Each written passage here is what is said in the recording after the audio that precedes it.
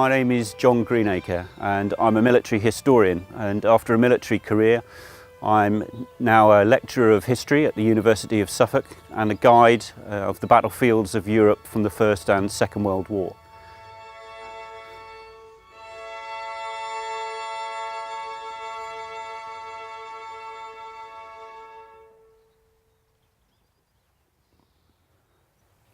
(2018) is clearly an important year in terms of the centenary of the First World War, and over the past 4 years a huge amount of extra research has been completed on the First World War and new books and papers have been published. But I tend to find it's not until you travel out to the battlefields and that you can see them at first hand that it's possible to really understand what happened during the fighting over the course of the First World War in France and Belgium.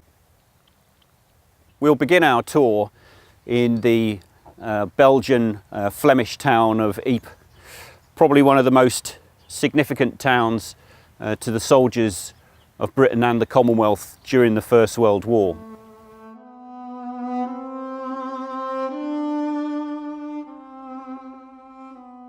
British soldiers first came to Ypres in October 1914 and took up positions to the east of the town to hold off the initial German advances.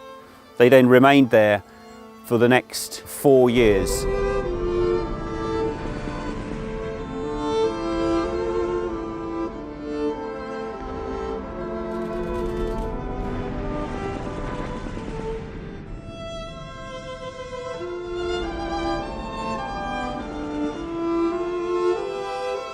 By 1918, the city had largely been destroyed and its Gothic cloth hall and cathedrals lay in ruins.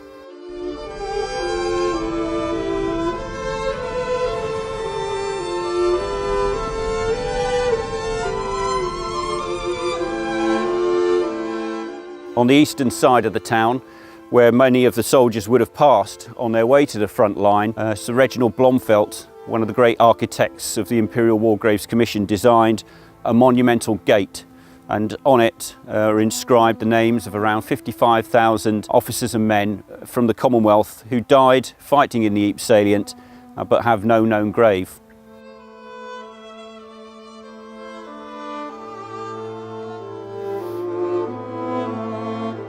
Shortly after the gate was inaugurated, a last post ceremony was held with buglers from the local fire brigade, and it became a tradition, not on an annual basis or even a monthly or weekly basis, but every night. And over the 4 years of the centenary of the First World War, the interest in this ceremony has grown and grown.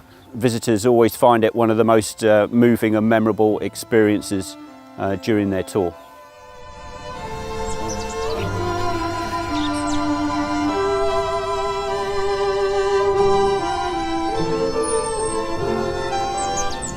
There are very few people alive today who, whether it's known or unknown to them, the events of 100 years ago have not affected. Whether you're in England or elsewhere in the Commonwealth, almost every village and town has a memorial that marks their First World War experiences. It's when we're stood in the great cemeteries of the First World War that we can really begin to get an understanding of what the scale of the losses really mean, and it's by visiting them that we can reflect on the great work that's been done over the past 100 years by the War Graves Commission.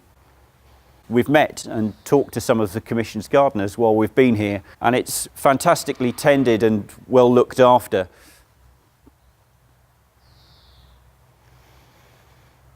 I spent 24 years in the British Army as a commissioned officer, first in logistics. I'd like to think I can help people to look at the battlefield with fresh eyes and to understand what it might have been like 100 years ago to have been on the Somme or at Ypres as a soldier in the conditions as they were at the time.